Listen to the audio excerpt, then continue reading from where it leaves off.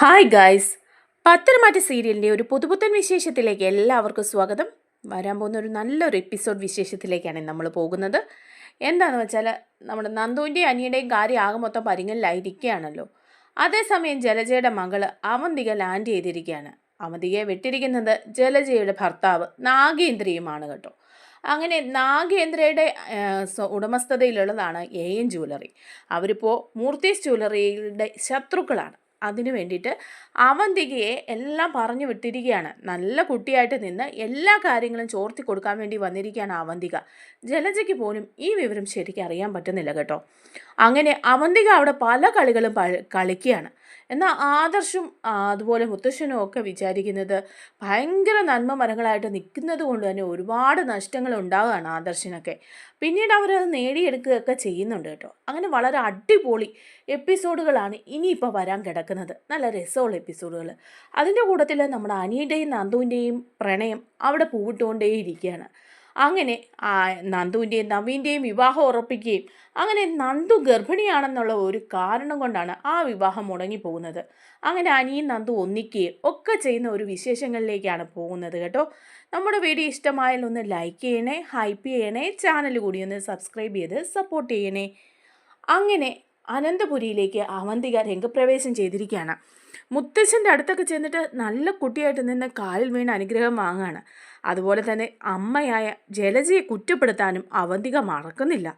എല്ലാവരുടെയും മുമ്പിൽ നന്നായിട്ട് നിൽക്കണം എന്നുണ്ടെങ്കിൽ ജലജയെയും അഭിയൊക്കെ കുറ്റപ്പെടുത്തണം. അതിനുവേണ്ടി ദേവയാനിയോടും നയനയോടും ഒക്കെ നന്നായിട്ട് ജലജയുടെയും അഭിയുടെയും കുറ്റമൊക്കെ പറഞ്ഞു കൊടുക്കുന്നുണ്ട് കേട്ടോ. എന്നാൽ ജലജയുടെ അടുത്ത് ചെല്ലുമ്പോൾ ജലജ പറയുന്നുണ്ട്, നീ വന്നത് നന്നായി, നീ എന്തിനാ ഇപ്പോൾ ഇവിടെ എല്ലാവരുടെ അടുത്ത് ഇത്രയൊരു നല്ല കുഞ്ഞായിട്ട് നിൽക്കുന്നതെന്ന് ചോദിക്കുക. അപ്പോൾ അവന്തിക്ക് പറയുന്നു, പിന്നെ അല്ലാതെ അമ്മയെപ്പോലെയും അഭിയേട്ടനെ പോലെയൊക്കെയാണോ നിൽക്കേണ്ടത്? അഭിയും അമ്മയും ഒക്കെ ഇവിടെ എന്തെല്ലാം കാട്ടിക്കൂട്ടുന്നത്, അതുകൊണ്ട് വല്ല ഇവിടെ പിടിച്ചു നിൽക്കാൻ പറ്റുമോ എന്ന് ചോദിക്കുക. അപ്പോൾ ജലജ പറയുന്നുണ്ട്, നിൻ്റെ കല്യാണം വരെ നീ ഇങ്ങനെ നല്ല കുട്ടിയായിട്ട് നിൽക്കണം, അങ്ങനെയാണെങ്കിൽ ഇവിടെ കയറി പറ്റാനും നല്ലൊരു വിവാഹം നിനക്ക് ഉണ്ടാവുകയും ചെയ്യുള്ളൂ എന്ന് പറയുക. അപ്പോൾ അവന്തിക പറയുന്നുണ്ട്, വിവാഹം അതിനെക്കുറിച്ചൊന്നും ഞാൻ ചിന്തിക്കുന്നില്ല. ഞാൻ എൻ്റെ ഇപ്പോൾ പഠനശേഷം നമ്മുടെ ജ്വല്ലറിയിൽ തന്നെ കയറി അവിടെ ഒരു നല്ല പൊസിഷനിൽ ട്രെയിനിയായിട്ട് നിന്ന് കാര്യങ്ങളൊക്കെ പഠിക്കാനായിട്ടാണ് തീരുമാനിച്ചിരിക്കുന്നതെന്ന് പറയാം.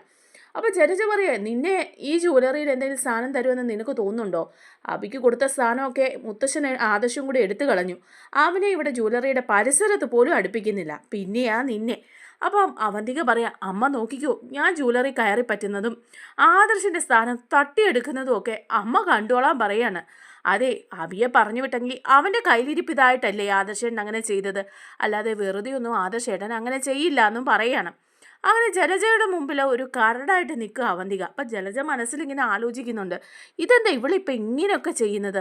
ഇവൾ എൻ്റെ മോള് തന്നെയല്ലേ? ഇവൾ പോയപ്പോഴൊന്നും ഇങ്ങനെ ആയിരുന്നില്ലല്ലോ. ഇപ്പോഴാണെങ്കിൽ അവൾ ആകെപ്പാടെ മാറിപ്പോയി. പഠനം കഴിഞ്ഞ് വന്നപ്പം ഇനിയിപ്പോൾ അവൾക്ക് അവളുടെ കാര്യം എങ്ങനെയെങ്കിലും ജ്വല്ലറിയിൽ ഒരു നല്ല ജോലി സംഘടിപ്പിക്കണം, അതിനുവേണ്ടിയായിരിക്കും എല്ലാവരെയും സോപ്പിട്ടിങ്ങനെ നിൽക്കുന്നത് എന്ന് ജലജ വിചാരിക്കാം. എന്നിട്ട് ജലജ അബിയോട് പറയുന്നുണ്ട്, എടാ അബി, നിൻ്റെ പെങ്ങൾ വന്നിട്ടുണ്ടല്ലോ, അവൾ വന്നു കഴിയുമ്പോൾ നമുക്കൊരു ബലമാണെന്നാണ് ഞാൻ വിചാരിച്ചത്. പക്ഷേ കാര്യങ്ങളൊക്കെ തിരിഞ്ഞു മറിഞ്ഞാൽ കിടക്കുന്നതെന്ന് പറയാം. അപ്പോൾ അബി ചോദിക്കുക, എന്താമേ അവൾ വന്നിട്ട് എന്താ നമ്മുടെ പക്ഷത്തല്ലേന്ന് ചോദിക്കുക. അപ്പോൾ പറയുന്നുണ്ട്, നമ്മുടെ പക്ഷത്തോ? അവൾ വന്നതേ ഒരു നല്ല കുട്ടിയായിട്ടാണ്, എല്ലാവരോടും സ്നേഹിച്ച് നയനയൊക്കെ എടുത്ത് എന്ത് സ്നേഹമാണ്. മുത്തശ്ശനെയും മുത്തശ്ശിയുടെയും കാലിൽ വീണ് അനുഗ്രഹം വാങ്ങിയൊക്കെ ചെയ്തു. അതുമാത്രമല്ല, അവൾ പറയുന്നത് ഇനിയിപ്പോൾ അവൾ നമ്മുടെ ജ്വല്ലറിയിൽ ഒരു ട്രെയിനിയായിട്ട് കയറി ആദർശിൻ്റെ കീഴിൽ നിന്ന് കാര്യങ്ങളൊക്കെ പഠിച്ചെടുക്കുകയാണെന്നാ എന്ന് പറയാണ് അബിയോട്. അപ്പോൾ അബി പറയാം, അങ്ങോട്ട് ചെല്ല്, അവളെ ആദർശ് അവിടെ ഉയരങ്ങളിൽ കയറ്റി വെക്കും, കണ്ടോണം, അവൾക്ക് അവിടെ ഒരു സ്ഥാനവും കൊടുക്കാനൊന്നും പോകുന്നില്ലമ്മേ എന്ന് പറയാം. അപ്പോൾ ജലജയും പറയാ, അവളുടെ ലക്ഷ്യം അവിടെ കയറി പറ്റുക എന്നുള്ളതാണെന്ന് തോന്നുന്നു, അതുകൊണ്ടല്ലേ എല്ലാവരോടും ഇത്ര സ്നേഹത്തോടെ നിൽക്കുന്നേ. എന്തായാലും കാര്യങ്ങളൊക്കെ നമുക്ക് പിന്നീട് അറിയാം. അവൾ വന്നാൽ എനിക്കൊരു തുണയാകുമല്ലോ, ഇവിടെ എല്ലാത്തിനും എനിക്കൊരു സപ്പോർട്ടാകുമല്ലോ എന്നൊക്കെ വിചാരിച്ചിട്ട് അങ്ങനെയൊന്നും അല്ലല്ലോ കാര്യങ്ങൾ പോകുന്നതെന്നും പറയുന്നുണ്ട് കേട്ടോ. അതേസമയം അവന്തിക മൂർത്തീസ് ജ്വല്ലറിയിൽ ഒരു സ്ഥാനത്ത് കയറുകയാണ്. അപ്പോൾ മുത്തശ്ശൻ പറഞ്ഞ അനുസരിച്ചാണ് കേട്ടോ ആദർശിൻ്റെ കീഴിൽ വർക്ക് ചെയ്യാൻ വേണ്ടി കയറുന്നത്. അങ്ങനെ എല്ലാവരും സ്വീകരിച്ച് അവന്തികയെ ജ്വല്ലറിയിലേക്ക് കൊണ്ടുവരും. അപ്പം അവന്തികയുടെ ഒരു ലക്ഷ്യം എന്താണെന്ന് വെച്ചാൽ മൂർത്തീസ് ജ്വല്ലറിയെ തകർക്കുക, എൻ ജ്വല്ലറിയെ ഉയർത്തിക്കൊണ്ടുവരിക. സ്വന്തം അച്ഛനായ നാഗേന്ദ്രയുടെ ജ്വല്ലറിയാണ് എൻ ജ്വല്ലറി. അങ്ങനെ നാഗേന്ദ്ര പറഞ്ഞ അനുസരിച്ചിട്ടാണ് മൂർത്തീസ് ജ്വല്ലറിയിലെ രഹസ്യങ്ങൾ ചോർത്താൻ വേണ്ടി അവന്തിക അവിടെ കയറി പറ്റുന്നത്. അതുപോലെ ഓരോ പണി കൊടുക്കാനും ആദർശിനിട്ട് ഓരോ പണി കൊടുത്ത് ആദർശിനെ എങ്ങനെയെങ്കിലും താഴെ ഇറക്കിയിട്ട് ആ സ്ഥാനം കൈക്കലാക്കാൻ നോക്കിയിരിക്കുകയാണ് അവന്തിക. ആ ഒരു ലക്ഷ്യത്തോടു കൂടി തന്നെയാണ് അവന്തിക ജ്വല്ലറിയിലേക്ക് കയറുന്നത്. അപ്പം ചെല്ലുമ്പോൾ തന്നെ ആദർശിനൊക്കെ സന്തോഷമാകും കേട്ടോ. അപ്പം ആദർശ് അവന്തികയോട് പറയുന്നുണ്ട്, അബിയെപ്പോലാവരുത് നീ, കാരണം എല്ലാ കാര്യങ്ങളും ഒന്ന് ശ്രദ്ധിച്ച് കണ്ട് നിൽക്കണം, അതുപോലെ എല്ലാ കാര്യങ്ങളും കണ്ട് പഠിക്കുകയും ചെയ്യണം എന്ന് പറയാണ്. ഇതിലൊന്നും ഒരു കള്ളത്തരവും കാണിക്കാൻ നിൽക്കരുത്, നീ അപ്പച്ചിയുടെ മോളായതുകൊണ്ട് പറയുന്നതാന്ന് പറയാം. അപ്പോൾ അവന്തിക പറയാം, അതെന്താ ആദർശേട്ടാ അങ്ങനെ പറയുന്നത്, ഒരമ്മയുടെ മോളാണേലും എല്ലാവരും ഒരുപോലൊന്നും ആവണമെന്നില്ലല്ലോ, അമ്മയും അബിയൊക്കെ അവിടെ ചെയ്തു കൂട്ടുന്നത് എന്താണെന്ന് എനിക്ക് നന്നായിട്ടറിയാം. അതെല്ലാം അറിഞ്ഞോട് തന്നെയാണ് ഞാൻ വന്നതും. അവരുടെ ഒപ്പം ഒന്ന് നിൽക്കാൻ എന്നെ കിട്ടില്ല. മുത്തശ്ശനും മുത്തശ്ശിയും പറയുന്നത് മാത്രമാണ് എനിക്ക് വേദവാക്യം. ഇവിടെ നിന്ന് കാര്യങ്ങളൊക്കെ പഠിച്ചെടുക്കുക എന്നുള്ളതാണ് എൻ്റെ ലക്ഷ്യം. നമ്മുടെ ജ്വല്ലറിയല്ലേ, അത് തകർക്കാൻ വേണ്ടി ഞാൻ ശ്രമിക്കുമെന്ന് ചോദിക്കുക. അപ്പോൾ ആദർശ് പറയുന്നുണ്ട്, അതൊക്കെ നല്ല കാര്യമാണ്. പിന്നെ നിന്നോട് എനിക്കൊരു കാര്യം പറയാനുണ്ട്. ഇപ്പോൾ ദുബായിൽ ഏയും ജ്വല്ലറിക്കാരാണ് നമ്മളെക്കാളും ടോപ്പ് നിൽക്കുന്നത്. അവർ നമ്മളെ തകർക്കാൻ വേണ്ടി നന്നായിട്ട് ശ്രമിക്കുന്നുണ്ട്. അന്ന് ഞാൻ ജ്വല്ലറിയിൽ പോയപ്പം എന്നെ ജയിലിൽ അടയ്ക്കാൻ വേണ്ടിയിട്ട് കള്ളക്കേസ് വരെ അവരുണ്ടാക്കിയതാണ്. അങ്ങനെ ദുബായിൽ ഏകദേശം നമ്മുടെ സ്ഥാനം താഴ്ന്നുകൊണ്ടേയിരിക്കുകയാണ്. അതുപോലെ തന്നെ ഇപ്പം കേരളത്തിലും അവർ ചൂടുറപ്പിച്ചിട്ടുണ്ട്. നമ്മൾ തന്നെയാണ് അവരുടെ മെയിൻ ശത്രുക്കൾ. അതുകൊണ്ട് നമ്മളെ തകർക്കാൻ വേണ്ടിയിട്ടുള്ള ഓരോ കളികളും അവരിങ്ങനെ കളിച്ചുകൊണ്ടേയിരിക്കും. അതൊക്കെ നീ വളരെ ശ്രദ്ധാപൂർവം പഠിക്കണമെന്ന് പറയാം. അപ്പോൾ ഇതൊക്കെ കേൾക്കുമ്പോൾ അവന്തികയ്ക്ക് തോന്നുന്നുണ്ട്, അതെ അതെ, ഞങ്ങളെല്ലാം കൂടെ ഒത്തുചേർന്ന് ഇതങ്ങ് കൂട്ടിക്കെട്ടാനാണ് വിചാരിക്കുന്നത് എന്ന് പറയാണ്. അങ്ങനെ അവന്തിക അവിടെ നിന്ന് സകല രഹസ്യങ്ങളും ചോർത്തി അച്ഛന് കൊടുക്കുകയാണ്, നാഗേന്ദ്രയ്ക്ക് ഈ വിവരങ്ങളെല്ലാം കൊടുക്കുകയാണ്. അങ്ങനെ ജ്വല്ലറിയെ തകർക്കാൻ വേണ്ടിയിട്ട് അവന്തികയും കയറി കൂടിയിരിക്കുക. അപ്പം നമ്മുടെ ആദർശിനോട് ജയം പറയുന്നുണ്ട് കേട്ടോ, ആദർശ് ഇപ്പം നമ്മുടെ ജ്വല്ലറിയുടെ സ്ഥാനമൊക്കെ താഴെയാണ്, അതിനെ എങ്ങനെയെങ്കിലും ഉയർത്തിക്കൊണ്ട് വരണം, അതിന് നീ കഠിന പരിശ്രമം തന്നെ നടത്തണം എന്ന് പറയാം. അപ്പോൾ ആദർശ് പറയുന്നുണ്ട്, ശരിയാച്ചാ, എനിക്കറിയാം എൻ ജ്വല്ലറിക്കാരിപ്പോൾ ഒന്നിനൊന്നിന് കയറി വരികയാണ്. പ്രധാനമായിട്ടും നവ്യ അവിടുത്തെ മോഡൽ, അവരുടെ മെയിൻ മോഡലായിട്ട് നവ്യെ തന്നെ അവർ നിർത്തിയിരിക്കുന്നത് നമ്മളോടുള്ള ശത്രുത മൂലമാണ്, അല്ലാതെ ഒന്നും കൊണ്ടല്ല. ഇപ്പം തന്നെ പുറത്ത് അനന്തപുരിയിലെ കൊച്ചുമോളാണ് എൻ ജ്വല്ലറിക്കാരുടെ മോഡൽ, അവരുടെ അംബാസഡർ എന്നൊക്കെ പറഞ്ഞിട്ട് വരുന്നത് തന്നെ നമുക്ക് നല്ല രീതിയിൽ കുറച്ചിലാവുന്നുണ്ട്. നല്ല ഇതായിട്ട് അത് നമ്മുടെ കച്ചവടത്തെ ബാധിക്കുന്നുമുണ്ട്. അതുകൊണ്ട് അതൊക്കെ ഒരു പ്രശ്നമാണെന്ന് പറയുമ്പം ഉടനെ തന്നെ ജയം പറഞ്ഞു കൊടുക്കുന്നുണ്ടേ, അതെ ഇപ്പം അവന്തിക കയറിയിട്ടുണ്ട് ട്രെയിനിയായിട്ട്, ജലജയുടെ മോളല്ലേ, അവളെ അത്ര കണ്ടങ്ങ് വിശ്വസിക്കേണ്ടെന്ന് പറയാം. അപ്പോൾ ആദർശ് പറയുന്നുണ്ട്, ഞാൻ അവളെ അത്ര കണ്ട് വിശ്വസിച്ചിട്ടൊന്നുമില്ല, എന്നാലും അപ്പച്ചിയെ പോലെയും അബിയെ പോലെയും ആയിരിക്കില്ല എന്ന് ഞാൻ വിചാരിക്കുന്നു എന്ന് പറയാം. അപ്പോൾ ആ ജയം പറയുന്നുണ്ട്, അതുകൊണ്ട് നീ നോക്കിയും കണ്ട് നിന്ന് ജ്വല്ലറി നല്ല രീതിയിൽ മുന്നോട്ട് കൊണ്ടുപോകണം, ഇല്ലെങ്കിൽ നിൻ്റെ സ്ഥാനത്ത് ചിലപ്പം അവന്തിക കയറി ഇരുന്നെന്ന് വരുമെന്ന് പറയാണ്. അപ്പോൾ ആദർശ് പറയുന്നുണ്ട്, ആ ശരിയാ, അങ്ങനെയും സംഭവിക്കാമെന്ന് പറയുമ്പം ജയം പറഞ്ഞു കൊടുക്കുകയാണ്, ദേ മുത്തശ്ശനുണ്ടല്ലോ, മുത്തശ്ശൻ നിൻ്റെ ഇപ്പോൾ MD ആയിട്ടൊക്കെ ഇരുത്തിയിട്ടുണ്ടെങ്കിലും നമ്മുടെ ജ്വല്ലറിക്ക് ഒരു തകർച്ച ഉണ്ടാകുന്നതെന്ന് കണ്ടാൽ ആ മുത്തശ്ശൻ നിന്നെ തന്നെ മാറ്റുമെന്ന് പറയാണ്. ഞങ്ങൾക്കൊക്കെ അങ്ങനെ സംഭവിച്ചിട്ടുള്ള പലപ്പോഴും ഞങ്ങളെ ഉയർന്ന സ്ഥാനങ്ങളിൽ പലപ്പോഴും അച്ഛൻ ഏൽപ്പിച്ചിട്ടുണ്ട്. അത് അവിടെ നിന്നും ഇരിക്കാൻ ഞങ്ങൾ യോഗ്യരല്ല എന്ന് തോന്നിയാൽ അച്ഛൻ പിന്നെ ഒന്നും നോക്കില്ല, മറ്റൊരാളെ ആ സ്ഥാനത്തേക്ക് ഇരുത്തുക തന്നെ ചെയ്യുമെന്ന് ആദർശിനോട് പറഞ്ഞു കൊടുക്കുന്നു ഒക്കെ ഉണ്ട് കേട്ടോ. അങ്ങനെ കാര്യങ്ങളൊക്കെ മുന്നോട്ട് പോകുന്ന സമയത്താണ് ആ നന്ദുവിൻ്റെയും അനിയുടെയും പ്രണയം കൊടുമ്പൂരി കൊണ്ട് നിൽക്കുകയാണ്. അതേസമയം നന്ദു അറിയുന്നില്ല കേട്ടോ നവീൻ വിവാഹം ആലോചിക്കുന്നുണ്ടെന്ന്. അങ്ങനെ നവീൻ ഒരു ദിവസം ചെന്നിട്ട് കനകയോടും ഗോവിന്ദനോടും പറയുന്നുണ്ട്, എനിക്ക് നന്ദുവിനെ വിവാഹം കഴിക്കാൻ താല്പര്യമുണ്ട് എന്ന് പറയാം. അപ്പോൾ കനക പറയുന്നുണ്ട്, അത് മോനെ, അത് ഞങ്ങൾക്ക് താല്പര്യക്കുറവൊന്നുമില്ല, നിങ്ങൾ നല്ല തറവാട്ടുകാരാണ്, മോനാണെങ്കിൽ നല്ലൊരു ജോലിയുണ്ട്, നല്ല സ്വഭാവമുണ്ട്, നന്ദുവിന് ചേരുന്ന പയ്യൻ തന്നെയാണ്. പക്ഷേ മോൻ്റെ അമ്മ സമ്മതിക്കാതെ ഈ വിവാഹം നടക്കില്ല എന്ന് പറയാം. അപ്പം നവീൻ പറയുന്നുണ്ട്, അമ്മയ്ക്ക് ഒരു നാടൻ പെൺകുട്ടിയാണ് താല്പര്യം, ജോലിയൊക്കെയുള്ള പെണ്ണുങ്ങളോടൊന്നും താല്പര്യമില്ല, പ്രത്യേകിച്ച് നന്ദുവിനെ പോലെയുള്ള ജോലിയുള്ള എന്ന് പറയാം. അപ്പം കനക പറയാം, അങ്ങനെ ആയതുകൊണ്ട് തന്നെയാണ് ഞങ്ങളും അത് പറഞ്ഞത്. മോൻ പലപ്പോഴും ഈ കാര്യം ഇവിടെ സൂചിപ്പിച്ചിട്ടുണ്ട്, ഇല്ലെങ്കിൽ പിന്നെ ഞങ്ങൾ നന്ദുവിനെ മോനെ കൊണ്ട് തന്നെ വിവാഹം കഴിപ്പിച്ചേനെ. മോൻ്റെ അമ്മയ്ക്ക് സമ്മതമാണെന്നൊരു വാക്ക് വന്നു കഴിഞ്ഞാൽ പിന്നെ കുഴപ്പമില്ല, അല്ലാതെ ഇഷ്ടമില്ലാത്ത നന്ദുവിനെ അങ്ങോട്ട് വിവാഹം കഴിച്ചു കൊണ്ടുവന്നാൽ നിങ്ങളുടെ ജീവിതം നല്ല രീതിയിലാകുമെന്ന് തോന്നുന്നുണ്ടോ? അതുകൊണ്ട് മോൻ അതിനെക്കുറിച്ച് ചിന്തിക്കേണ്ട, അല്ലെങ്കിൽ പിന്നെ അമ്മയെയും മുത്തശ്ശനെയൊക്കെ പറഞ്ഞ് കാര്യങ്ങൾ മനസ്സിലാക്കുക, അവർ വന്ന് ഞങ്ങളുമായിട്ട് സംസാരിക്കട്ടെ, അപ്പം നമുക്ക് ഈ കാര്യത്തെക്കുറിച്ച് ആലോചിക്കാമെന്ന് പറഞ്ഞു വിടുകയാണ്. അത് നമ്മുടെ നന്ദു ഒന്നും അറിയുന്നില്ല കേട്ടോ. അങ്ങനെ മുന്നോട്ട് പോകുന്ന സമയത്ത് നവീനാണെങ്കിൽ വീട്ടിൽ ചെല്ലുകയാണ്. അപ്പം നവീന് ഭയങ്കര വിഷമമാകാണ്. എങ്ങനെയെങ്കിലും നന്ദുവിനെ വിവാഹം കഴിക്കണമല്ലോ. അപ്പോൾ അതിന് വേണ്ടിയിട്ട് സമ്മതിക്കാൻ വേണ്ടി പറയാൻ വീട്ടിൽ ചെല്ലുവാണ്. അപ്പോൾ അനിക്ക് ടെൻഷനായി, ഇത്രയും കാര്യങ്ങൾ പറഞ്ഞു. അപ്പോൾ ഇത് ഒഴിവായി അങ്ങ് പോയി. അത് ഓർക്കുമ്പോൾ എനിക്കൊരു സന്തോഷവും ഉണ്ട് കേട്ടോ. അങ്ങനെ നവീൻ വീട്ടിൽ ചെന്ന് അമ്മയെ കണ്ട് സംസാരിക്കുക. എന്നിട്ട് അമ്മയോട് പറയുന്നുണ്ട്, അമ്മേ, എൻ്റെ മനസ്സിലുള്ള പെൺകുട്ടി ആരാണെന്ന് ഞാൻ പറയട്ടെ, ഇനിയും വെച്ച് താമസിപ്പിക്കുന്നില്ല എന്ന് പറയാം. അപ്പം നവീൻ്റെ അമ്മ ചോദിക്കുന്നുണ്ട്, ആരാടാ, അത് നീ പറ, നിനക്ക് എനിക്ക് ചേരുന്ന ഇഷ്ടപ്പെടുന്ന പെൺകുട്ടിയല്ല എങ്കിൽ നീ അത് പറയാനും നിൽക്കണ്ട, അതങ്ങ് മറന്നേക്കാൻ പറയാം. അപ്പം മുത്തശ്ശനുണ്ട്. അപ്പം മുത്തശ്ശൻ ചോദിക്കുക, അതെന്താ നീ അങ്ങനെ പറഞ്ഞത്? അവൻ്റെ മനസ്സിലുള്ള പെൺകുട്ടിയല്ലേ അവൻ വിവാഹം കഴിക്കേണ്ടത്, പിന്നെ അവനോടത് മറന്നേക്കാൻ പറയേണ്ട ആവശ്യമില്ലല്ലോ, ആരാന്ന് പറ മോനെ എന്ന് പറയാം. അപ്പം നവീൻ പറയുന്നുണ്ട്, അത് മറ്റാരുമല്ല, നന്ദു ആണ് എന്ന് പറയാണ്.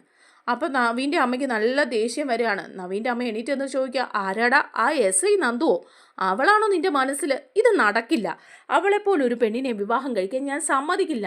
ഞാൻ നിന്നോട് തന്നെ നേരത്തെ പറഞ്ഞതല്ലേ, ഒരു പാവം പെൺകുട്ടി അല്ലെങ്കിൽ വല്ലോ ടീച്ചറോ അങ്ങനെ വല്ലോ, അല്ലാതെ ഒരു വക്കീലോ എസ് ഐയോ ജേർണലിസ്റ്റോ അങ്ങനെയുള്ള പെൺകുട്ടികളൊന്നും വേണ്ട. തൻ്റേടികളായിട്ട് ഒരു മരുമകളെ എനിക്ക് വേണ്ടാന്ന് ഞാൻ പല പ്രാവശ്യം പറഞ്ഞതല്ലേ. വീട്ടിൽ ഒതുങ്ങിക്കൂടി ജോലികളൊക്കെ ചെയ്ത് ജീവിക്കുന്ന നല്ല വിദ്യാഭ്യാസമുള്ള ഒരു പെൺകുട്ടി, അത് മതിയെന്ന് നിന്നോട് ഞാൻ പറഞ്ഞതല്ലേ. പിന്നെ നന്ദുവിനെ പോലെ ഒരു എസ് ഐ, അവളാണെങ്കിൽ കാണുന്ന ആൺപിള്ളേരെ എല്ലാം ഇടിക്കുക അടിക്കുക ഒക്കെ ചെയ്യുന്നതാ. അവൾക്ക് അങ്ങനെ ഒരു പേരുദോഷവും ഉണ്ട്. ആണെന്നോ പെണ്ണെന്നോ നോക്കാതെ നല്ല ഇടി കൊടുക്കുന്നവളാ. അവളെ ഇവിടെ വിവാഹം കഴിച്ചുകൊണ്ട് വരാമെന്ന് നീ വിചാരിക്കുകയേ വേണ്ടാന്ന് പറയുന്നുണ്ട്. അപ്പം മുത്തശ്ശൻ പറയാണ്, അത് ശരിയാ മോനെ, നന്ദുവിൻ്റെ കാര്യം അറിയാലോ, അവൾ എടുത്ത് ചാടി തീരുമാനം എടുക്കുന്ന നല്ല ധൈര്യമുള്ള ഒരു പെൺകുട്ടിയാണ്. അവൾ മോശക്കാരിയാണെന്നൊന്നും മുത്തശ്ശൻ പറയുന്നില്ല. പക്ഷേ നിനക്കിഷ്ടമായിരിക്കാം, പക്ഷേ ഇവിടെ വിവാഹം കഴിച്ച് കൊണ്ടുവരുമ്പം ഇവളുടെ കൂടി ഇഷ്ടം നോക്കട്ടെ. ഇവക്ക് അങ്ങനെയുള്ള ഒരു പെൺകുട്ടിയോട് താല്പര്യമില്ലാന്ന് നേരത്തെ തന്നെ പറഞ്ഞ സ്ഥിതിക്ക് ഇനി നന്ദുവിനെ നീ വിവാഹം കഴിച്ച് ഇവിടെ കൊണ്ടുവന്നാൽ നിങ്ങളുടെ ജീവിതം സന്തോഷമാവുമെന്നൊന്നും എനിക്ക് തോന്നുന്നില്ല.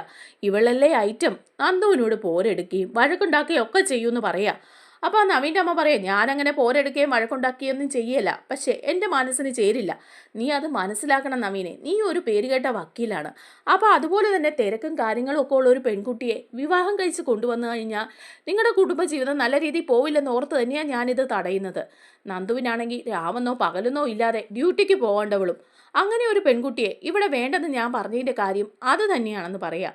അപ്പം നവീൻ പറയുന്നുണ്ട്, അപ്പോൾ അമ്മയ്ക്ക് എൻ്റെ ഇഷ്ടത്തിന് ഒരു പ്രാധാന്യം ഇല്ലല്ലേ. ഞാൻ ഇത്രയും നാളും വിവാഹം കഴിക്കുകയോ മറ്റൊരു പെൺകുട്ടിയെ ഇഷ്ടമാണെന്ന് പറയുകയോ ഒന്നും ചെയ്തിട്ടില്ല. പക്ഷേ ഈ നന്ദുവിനെ കണ്ടു കഴിഞ്ഞപ്പോൾ നന്ദുവിനെ വിവാഹം കഴിക്കണമെന്ന് എനിക്ക് തോന്നി. അതൊരു കുട്ടി പ്രണയമായിട്ടൊന്നും എനിക്ക് തോന്നുന്നില്ല.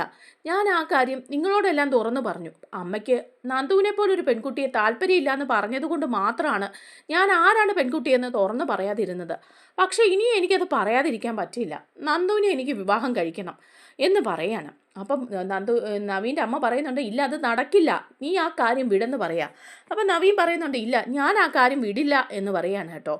അപ്പം നീ അവളോട് പറഞ്ഞോ, നിനക്ക് അവളെ ഇഷ്ടമാണെന്നുള്ള കാര്യം നീ അവളോട് പറഞ്ഞോ? അവളെന്ത് പറഞ്ഞു? അവളും ഇവിടെ വന്ന് ഈ കാര്യങ്ങളൊക്കെ കേട്ടിട്ട് പോയതല്ലേ എന്ന് ചോദിക്കുക. അപ്പം നവീൻ പറയുന്നുണ്ട്, അതെ, നന്ദുവിനോട് ഞാൻ തുറന്ന് പറഞ്ഞില്ല. അമ്മയ്ക്ക് ഇഷ്ടമല്ല എന്ന് പറഞ്ഞ ഒറ്റ കാരണം കൊണ്ടാണ് നന്ദുവിനോട് നേരിട്ട് ഞാനത് പറയാതിരുന്നത്. പക്ഷെ ചില സൂചനകളൊക്കെ കൊടുത്തിരുന്നു, അതിനൊന്നും നന്ദു എതിരൊന്നും പറഞ്ഞിട്ടില്ല എന്ന് പറയാം. അപ്പം നവീൻ്റെ അമ്മ പറയും, എങ്ങനെ എതിര് പറയും? ഇന്നെപ്പോലെ ഒരു പുളിങ്കൊമ്പല്ലേ അവൾക്ക് കിട്ടിയത്. ആ കനകയുടെയും ഗോവിന്ദൻ്റെ മോളല്ലേ.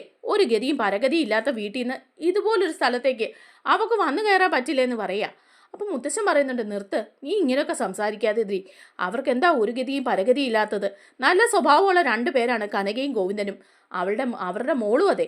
പിന്നെ അവരുടെ 2 മക്കളെയും അനന്തപുരിയിലേക്കാണ് വിവാഹം കഴിച്ചു കൊടുത്തത്. അനന്തപുരി പോലെ ഒരു തറവാട്ടിലേക്കാണ് അവരുടെ 2 പെൺമക്കളും മരുമക്കളായിട്ട് പോയിട്ടുള്ളത്. അങ്ങനെയുള്ളപ്പോൾ പിന്നെ എന്തുകൊണ്ട് നന്ദുവിനെ ഇങ്ങോട്ട് കൊണ്ടുവന്നുകൂടാന്ന് ചോദിക്കുക.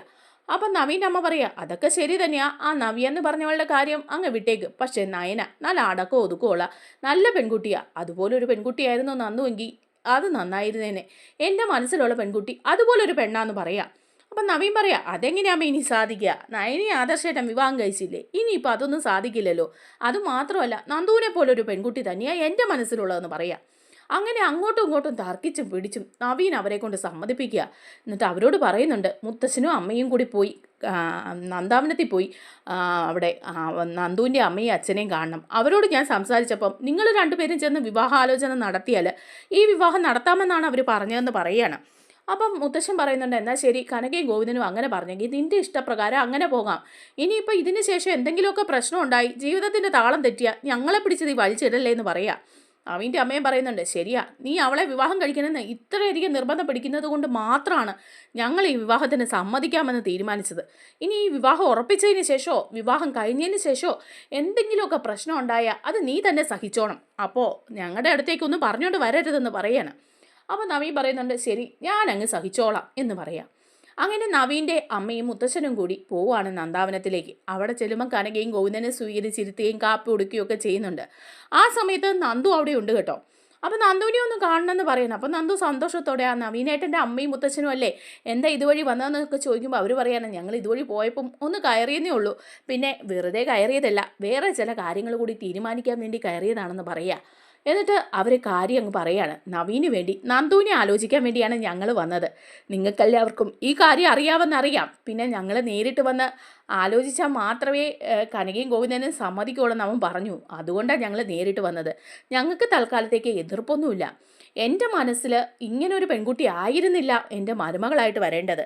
തനി നാടൻ പെൺകുട്ടിയായിരുന്നു, വലിയ ജോലിയൊന്നുമില്ലാത്ത ഒരു പെൺകുട്ടി. ഇതുപോലെ 24 മണിക്കൂറും തിരക്കുള്ള ഒരു പെൺകുട്ടിയെ എനിക്കത്ര താല്പര്യമില്ലായിരുന്നു. അതുകൊണ്ട് തന്നെയാണ് ഞാൻ എതിർത്തത്. അല്ലാതെ നന്ദുവിനോട് പ്രത്യേകിച്ചുള്ള ദേഷ്യം കൊണ്ടൊന്നും അല്ല കേട്ടോ കനകയെന്ന് പറയാം. അപ്പോൾ കനകയും പറയുന്നുണ്ട്, ഞങ്ങൾക്ക് മനസ്സിലാവും, ഓരോരുത്തർക്കും ഓരോ ഇഷ്ടമില്ലേ, ഞങ്ങൾക്ക് നിങ്ങളെ മനസ്സിലാവും, അതുകൊണ്ട് തന്നെയാണ് നവീനോട് ഞങ്ങൾ അങ്ങനെ പറഞ്ഞു വിട്ടതെന്ന് പറയാം. അപ്പോൾ ഇതെല്ലാം കേൾക്കുമ്പോൾ നന്ദു അന്തം വിട്ടിങ്ങനെ നിൽക്കുക. അപ്പം നന്ദു ഒന്നും ചോദിക്കാനും പറ്റുന്നില്ല, ഒന്നുമില്ല. അപ്പം നവീന് വേണ്ടിയിട്ട് നന്ദുവിനെ ആലോചിക്കുകയാണെന്നുള്ള കാര്യം അവിടെ അങ്ങ് നടക്കുകയാണ്. അങ്ങനെ രണ്ട് കൂട്ടരും കൂടെ ഉറപ്പിക്കുക. അപ്പം കനക പറയുന്നുണ്ട്, നന്ദുവിനും ചേരുന്ന ഒരു പയ്യൻ തന്നെയാണ് നവീൻ, നല്ല സ്വഭാവമുള്ള ഒരു പയ്യൻ, അതുകൊണ്ട് നമുക്കിതങ്ങ് ആലോചിക്കാം അല്ലേന്ന് ചോദിക്കുമ്പോൾ നന്ദുവിന് ഒന്നും പറയാൻ പറ്റുന്നില്ല. ഇതെന്താണിത്? അപ്പം നന്ദുവിൻ്റെ മനസ്സ് മുഴുവൻ അനിയാണല്ലോ. ആകെ ടെൻഷൻ അടിച്ച് നന്ദു കയറി പോവാണ്. അങ്ങനെ അച്ഛനും അമ്മയും അതുപോലെ നവീൻ്റെ അമ്മയും മുത്തശ്ശനും കൂടി ചേർന്നിട്ട് നന്ദുവിൻ്റെയും നവീൻ്റെയും വിവാഹം അങ്ങ് ഉറപ്പിക്കുകയാണ് ചെയ്യുന്നത്. അങ്ങനെ നന്ദു റൂമിലെത്തി അനിയെ വിളിക്കുക. അനി, എനിക്ക് നിന്നെ കാണണം, ഒരു കാര്യം സംസാരിക്കാനുണ്ടെന്ന് പറയുക. അനി ചോദിക്കുന്നുണ്ട്, എന്താ? അല്ല, നിന്നെ കാണണം, എനിക്ക് സംസാരിക്കണമെന്ന് പറയാം. അങ്ങനെ അനിയെ കാണാൻ വേണ്ടി നന്ദു ചെല്ലുക. അപ്പോൾ നന്ദു പറയാം, എന്താടാ ഇതെന്താ വിവാഹം ഉറപ്പിച്ചിരിക്കുന്നു അമീനേട്ടനുമായിട്ട്? ഇതിനെക്കുറിച്ച് ഞാൻ അറിഞ്ഞേയില്ല. അയാളുടെ മനസ്സിൽ ഞാനുണ്ടായിരുന്നെന്നോ? എന്നിട്ട് ഇതുവരെ ഒരു വാക്കുപോലും അയാൾ എന്നോട് പറഞ്ഞില്ലായിരുന്നു. പിന്നെ ഇപ്പം ഒരു നാടകം കളി എന്ന് പറയാണ്. അപ്പം അനി പറയാ, ആഹാ, അപ്പം വിവാഹം ഉറപ്പിച്ചോ എന്ന് ചോദിക്കുക. എന്താടാ, നിനക്കറിയായിരുന്നു ഈ കാര്യം എന്ന് ചോദിക്കുമ്പം അനി പറയുന്നുണ്ട്, എനിക്കറിയായിരുന്നു. നവീൻ എന്നോട് എല്ലാ കാര്യങ്ങളും നിന്നോട് പറഞ്ഞ് സമ്മതിപ്പിക്കണമെന്നും പറഞ്ഞു. നിന്നോട് എനിക്കിത് നേരിട്ട് പറയാനുള്ള ശക്തി ഇല്ലാത്തത് കൊണ്ട് മാത്രം ഞാനതങ്ങനെ വിട്ടു പോവുമായിരുന്നു എന്ന് പറയാം. പിന്നെ നവീൻ്റെ അമ്മയ്ക്ക് ഇഷ്ടമല്ലാത്തത് കൊണ്ട് ആ കാര്യം നടക്കില്ല എന്ന് ഞാനും അങ്ങ് വിചാരിച്ചു എന്ന് പറയുമ്പം നന്ദു അനിയോട് ദേഷ്യപ്പെടുക. എന്നിട്ട് ഇത്രയൊക്കെ പ്രശ്നം ഉണ്ടാക്കിയിട്ട് ഇവിടം വരെയൊക്കെ എത്തിച്ചു വെച്ചിട്ട് നീ ഈ കാര്യം എന്നോട് പറഞ്ഞില്ല, ഇനിയിപ്പോൾ എന്താ ചെയ്യുക? അവർ തമ്മിൽ വാക്ക് പറഞ്ഞ് വിവാഹം ഉറപ്പിച്ചു. ഉടനെ തന്നെ വിവാഹം നടത്താമെന്നും അമ്മയും അച്ഛനും കൂടെ സംസാരിച്ചു.